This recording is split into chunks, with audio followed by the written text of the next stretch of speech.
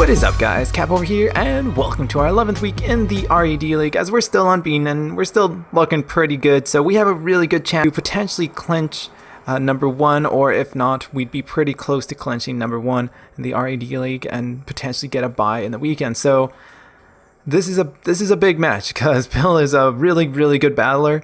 He helps me a lot for prepping in terms of the RBL and the TCL and other leagues.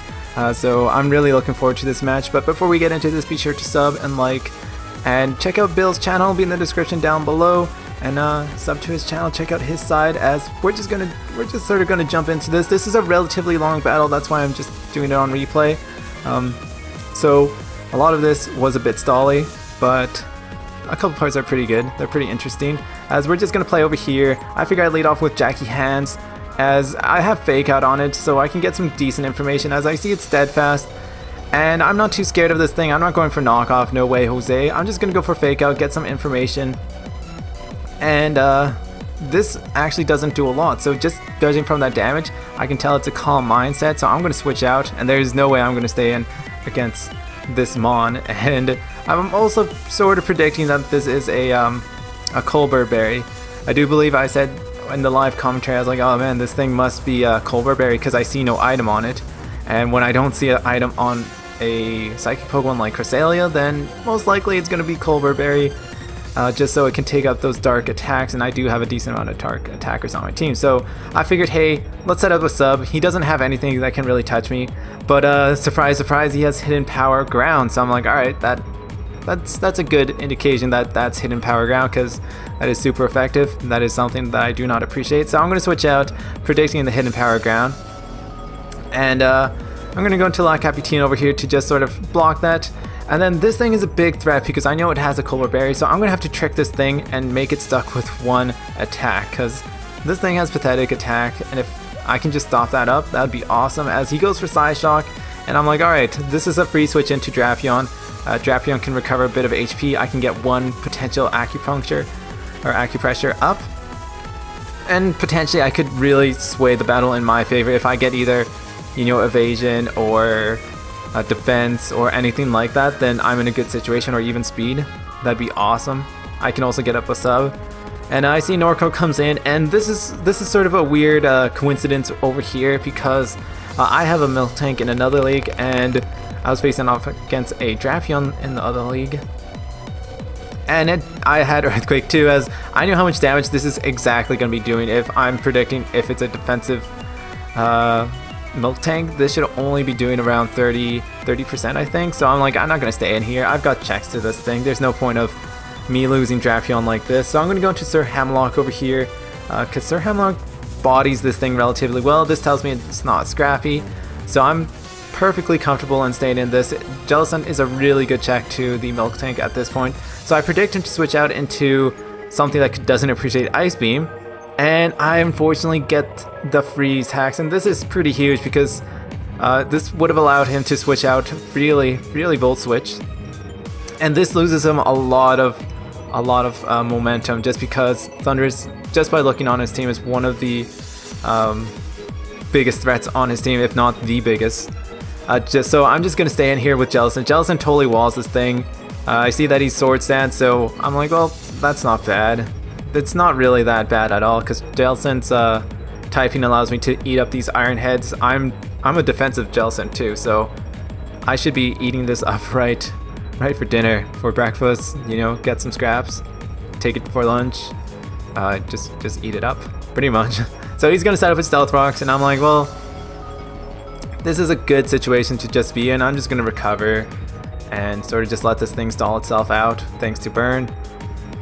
And there was no point of me going for anything else other than Scald and recover for Scald. So I knew if I get one more Scald up, even at +4, this thing's not going to be doing a lot of damage to me. And at this point, I'm clicking recover because he's just going to go down to burn damage. So unfortunately, he gets disabled here, but he also gets a flinch, which doesn't allow me to recover. So I'm like, oh, that sort of sucks, but it is what it is, and it didn't really change a lot of momentum in his favor. So I'm looking pretty solid here. I took out his big threats, his Cobalion and Thundurus. Now Elizabeth's over here, and I'm like, well, I still need Jellin just in case. Either because walls Milk Tank to perfection, and Tyrantrum can come in and wouldn't appreciate Ice Beams. The Nidoqueen, I see that it has Crunch, so I'm like, alright, that was a good play on my part. And I'm not clicking Knockoff because I know Celestial would appreciate that way too much. So I'm going for Fake Out. I'm avoiding clicking that. And at this point, it sort of becomes a bit stally for a couple turns just because I do believe it's switching out from... Well, it's pretty much switching out from Nidoqueen from Milk Tank to the Elizabeth. So I'm like, oh, this is a matchup that I don't want. I'm going to switch out. Rocks are sort of negated by my Black Sludge, but Black Sludge, if you're thinking cup half full, cup half empty, sort of negates my leftovers. So anywho, Jackie Hands is always my check to this Nidoqueen. Nidoqueen's not doing enough, and Ice Punch is too big of a threat. And I do believe at this point is where it becomes a bit solid, so I'm going to go fast at this point. And pretty much this is Cresselia coming into, well, not at this point. So I see that he goes into Side Shock. I'm switching out or staying in, going for Ice Beam. I get a Frozen once more, but he thaws out. No big deal. I know I can live one more Stealth Rocks at this point, so I'm going to go into Drapion. I know he's locked into Side Shock, so he makes a really good prediction there and goes into Milk Tank and then tries to make another prediction, but unfortunately I go for Knockoff at this turn. Just so I can knock off something. I figured he'd go into Milk Tank or something like that. So Jackie Hands is my play to make. I'm going for Fake Out, get some more damage on this thing. As he finally takes out Jackie Hands, and I'm like, oh, that's not bad. At this point, I can bring in Raver Mono for free, go for an Ice Shard, and pretty much Ice Shard 2 shots anything that isn't Cress or Milk Tank. So at this point, it's just going to be Milk Tank versus Jellicent. There's no point for me switching out at all. I can eat up any of these hits. If he decides to go for Side Shock, I can switch into Drapion. If he goes for Hidden Power Ground, I can go into Latias. And pretty much just Bob's your uncle.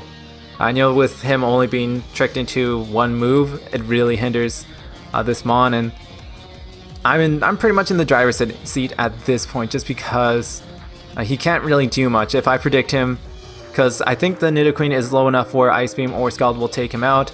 Tyrantrum doesn't appreciate Ice Beam, so he doesn't want to take that role. Or if I go for Scald and Burn It, then that's GG at that point. And this is pretty much the only plays that he can really do. Switch into Milk Tank or switch into Cresselia. Because as I'm going for a bunch of random things over here. I'm going for Scald, I'm going for Ice Beam, I'm going for Willow, just in case if Nidoqueen comes out. If Tyrantrum comes out, Willow will do something. And there's no point of me switching out. He's locked into Side Shock. He can't stay into here for a long time. And I know I'm pressure stalling him, or I'm pressuring him in terms of how much times he can use Moonlight. So I know at this point he has to go for Moonlight, so I'm going to go to Drapion just so I can hopefully get this something not that is accuracy up, hopefully, as I press Acupressure over here, and unfortunately I get more accuracy, which is something I do not need because Earthquake and Knockoff is 100%, but hey, what do you know? Maybe Drapion really needs some glasses, and this is Drapion speaking to me. Well, but it could be something like that. So I know he's locked into Moonlight over here, which means I go for Recover, he's going to go for Moonlight, I'm going for Scald, or I end up switching out because I want to try to Acupuncture set once more. Once more, just because I really wanted it to work. I really wanted it to have like a plus defense, plus attack, some evasion or something like that. But unfortunately I got like accuracy like 3 times or 4 times, which is a bit crazy. Because I didn't think that would have happened. What are the chances of that actually? So unfortunately the sub Acupuncture set didn't work, and yeah, at this point it's pretty much Jellicent puts enough pressure on his whole team, nor does he have anything that can really take it out without potentially getting a burn. If he gets a burn, then, or if one of his things gets burnt, then it's not good for him, and Jellicent can simply proceed to stall it out with Recover, Scald, Ice Beam, any of the moves that it's doing right now. As pretty much you can tell, it's just a one-man show, or a one fish show, Jellicent, a one jelly show. Pretty much something like that. Pretty much. As you can tell, I think eventually he runs out of Moonlights over here. Yeah, right over here, which means we're finally going to progress at 61 turns. In real time, it only took like 31 minutes. So at this point, I'm like, alright, I'm gonna Willow Nidoqueen. Unfortunately, my Curse Body will activate and his Crunch will get disabled, but I think, yeah, it pretty much does the same amount of damage. His Crunch does like 4% more. Hammer Earth Power does 4% less, which is relatively interesting. So, and then once again, he gets Earthquake disabled. And I'm like, alright, that's cool. Why couldn't this happen with, you know, something like Shed Skin or something like that? Curse Body's activating a lot more than it should normally. And then he finally reveals that he has Heal Bell, and I'm like, oh wow.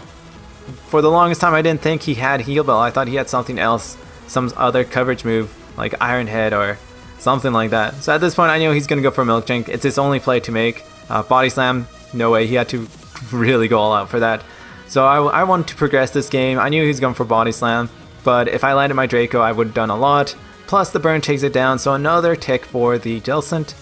And I figured, hey, let's let Jellicent keep on doing this. Unfortunately, he gets a crit over here.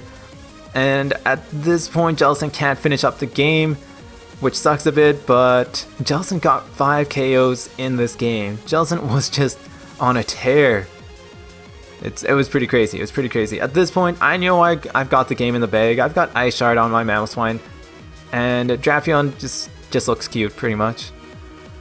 So with the combination of Heavy Slam and Ice Punch, the reason I went for Heavy Slam was because I want to see how much damage it does for potential future information. If we ever meet up in the playoffs, then I can see how much it does. So we will get the W and remain undefeated throughout the season, as of now, through week 11.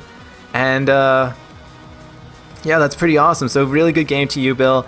Unfortunately, the hacks did play a really big part in this, but it's Pokemon at the same time, and it happens. So I think we only need 1 or 2 more wins, depending on how other people do, to clinch the #1 spot for this league. And if we do, that means we automatically get a bye week for the playoffs, which is incredible. I can rest up my team. I can prep even harder, and yada yada. So if you haven't checked out the other battles throughout the season, I recommend that you do. And I'm gonna get going. So this is Cap signing off.